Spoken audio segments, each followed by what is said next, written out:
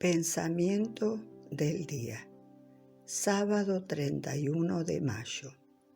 Amor recíproco.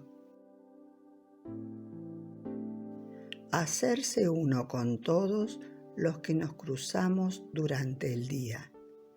Hacerse uno hasta que quien es amado así comprenda el amor y a su vez quiera amar.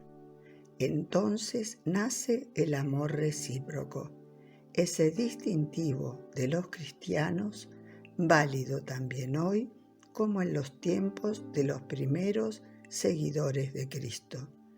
Amor recíproco que es el mandamiento por excelencia de Jesús, la vida de la Santísima Trinidad trasladada a la tierra.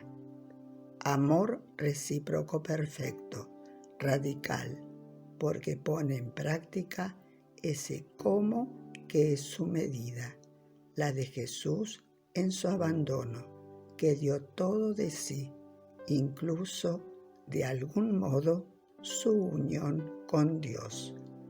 Amor recíproco que, si se lo vive de esta manera, realiza la unidad y genera a Jesús en medio de los hombres.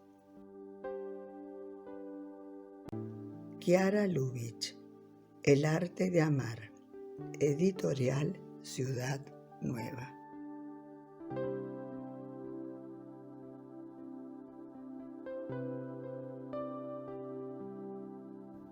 Hola, si te ha gustado este video, danos like y suscríbete al canal para recibir notificaciones. Recuerda que es libre y gratuito, sin ningún compromiso. Palabra de vida, mayo de 2025. Señor, tú lo sabes todo. Tú sabes que te quiero. Evangelio de San Juan, capítulo 21, versículo 17.